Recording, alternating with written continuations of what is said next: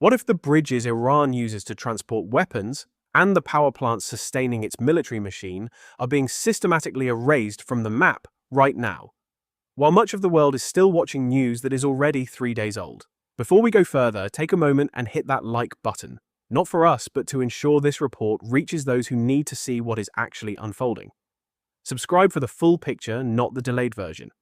And if this resonates, share it with one person who still thinks this is just another headline. This is July 10th, 2026.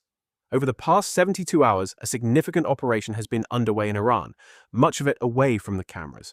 US fighter jets have launched from American aircraft carriers, missiles have traversed the Arabian Sea, and targets once deemed untouchable are now reduced to smoldering wreckage. No new strikes were reported today, but do not mistake that for a de-escalation. Yesterday, a very loud message was sent. The United States is no longer hitting random targets. It is systematically dismantling the backbone of Iran's power. Its bridges, its energy grid, its ability to move anything anywhere without American surveillance. Let's rewind to understand how we arrived here. Iran's top negotiator recently issued defiant statements, warning that any strike would be met with a counterstrike, and that progress in talks would only happen on Tehran's terms, not under American pressure. Bold rhetoric. But then, footage began to emerge, and that footage painted a very different reality. A prime example: the control tower at Chabahar. This was not a random structure, it was a critical node for tracking shipping through the Strait of Hormuz. Officially, a navigation aid. In practice, reports indicate Iran used it for something far more dangerous, not just monitoring vessels, but actively coordinating drone and missile strikes. That tower is now gone. Its destruction removes years of built-up capability, eyes coordination, and a strategic layer that Iran relied upon to threaten one of the world's busiest oil routes. Iran's response has been puzzling. Instead of de-escalating, leadership appears to be pushing for more tension in the strait, even following the funeral of their supreme leader, a moment that would typically call for caution. But Washington is not flinching. The message from the US feels deliberate. Cause more trouble if you choose, but every action will be met with a far greater reaction. And right now, Iran's leadership seems to be operating on a very short leash. Here is where this escalates. Iran reportedly made specific threats against President Trump, and notably against Air Force One. That is a direct, serious threat that instantly reshapes security protocols. In response, the Secret Service chose the older, battle-tested version of Air Force One rather than a newer aircraft. Why? Because that airframe has been proven through decades of real crises. When a hostile government openly threatens a sitting president, you do not gamble. You rely on what has already survived the test.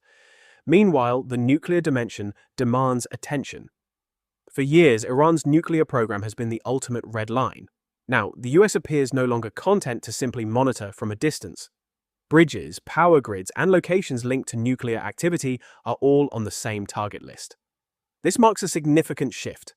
This is no longer a narrow conflict.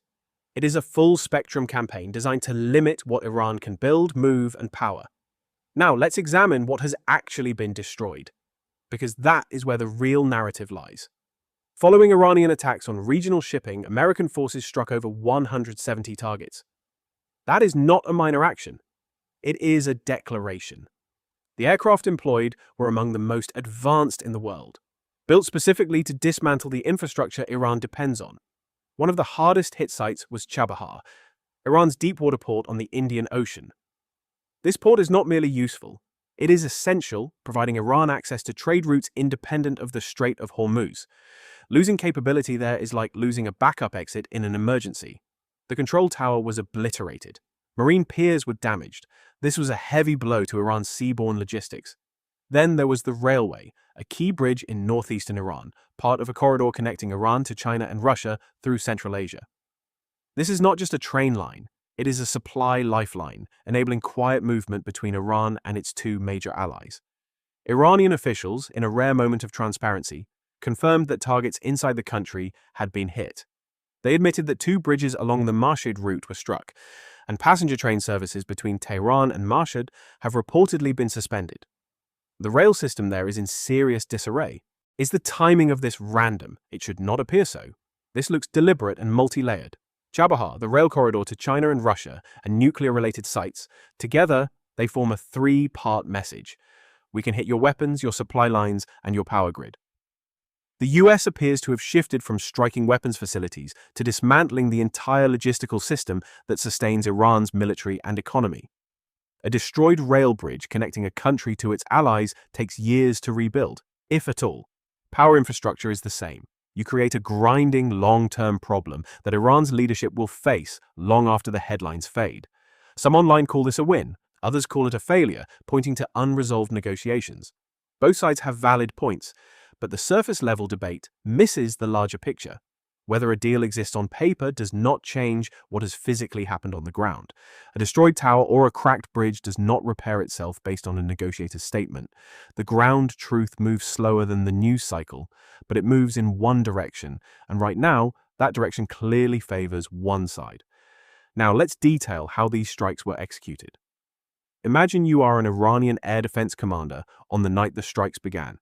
Your radar screen lights up with multiple signals, different directions, altitudes, speeds. The US did not send one type of aircraft, it sent a coordinated wave. Specialized jets likely arrived first, hunting radar stations and missile batteries. The tactical irony: the moment an operator switches on his radar, he reveals his own position. Heavier strike aircraft followed, launching long-range cruise missiles from safe distances outside Iran's defensive envelope.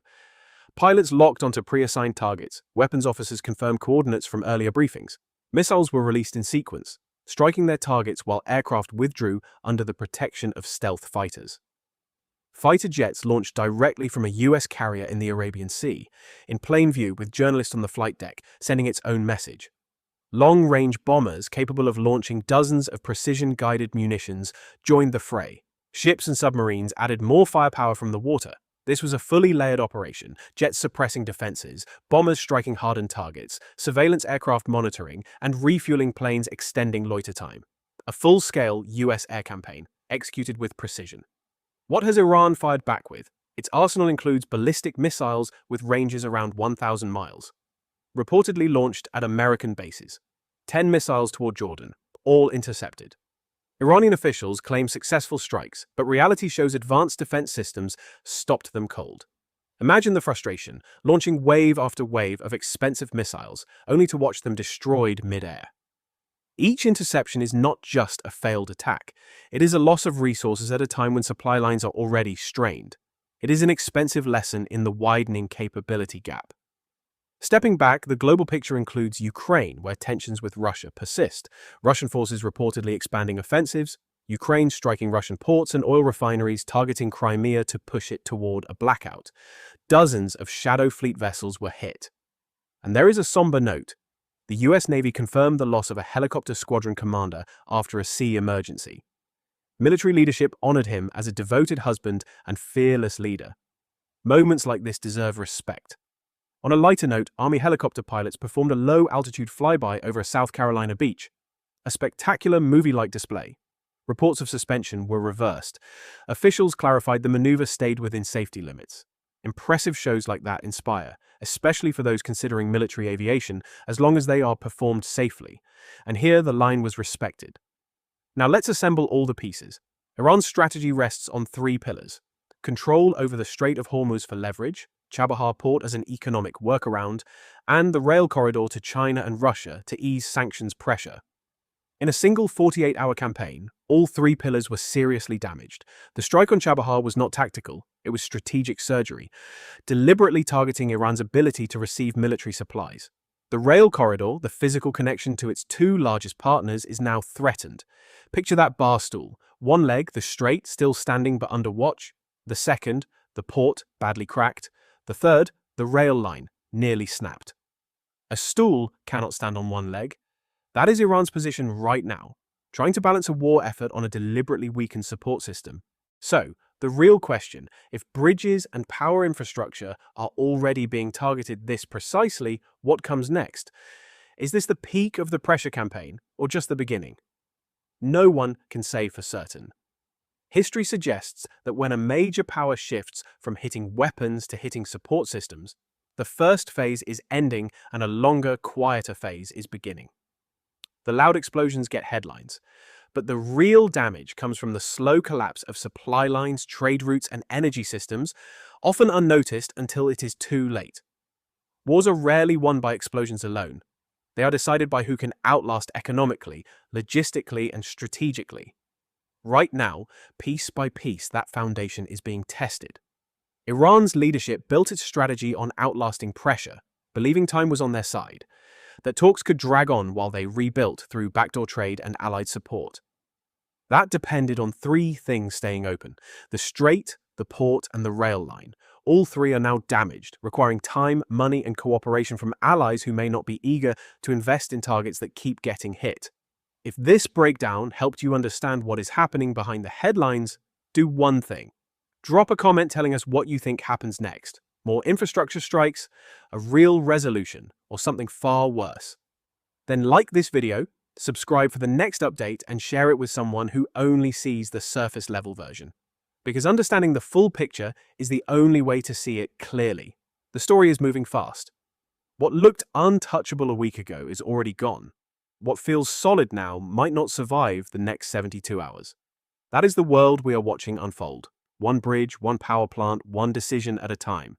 Empires and regimes rarely fall from a single blow. They fall from 1,000 small cracks that no one notices until the whole structure comes down. Right now, Iran is standing on a foundation full of those cracks, and every day a few more appear. Whether this ends in a deal, a wider war, or something in between, one thing is already certain. The Iran that existed a week ago, confident, defiant, convinced time was on its side, no longer exists. What comes next depends entirely on how many more cracks that foundation can bear before it gives way completely.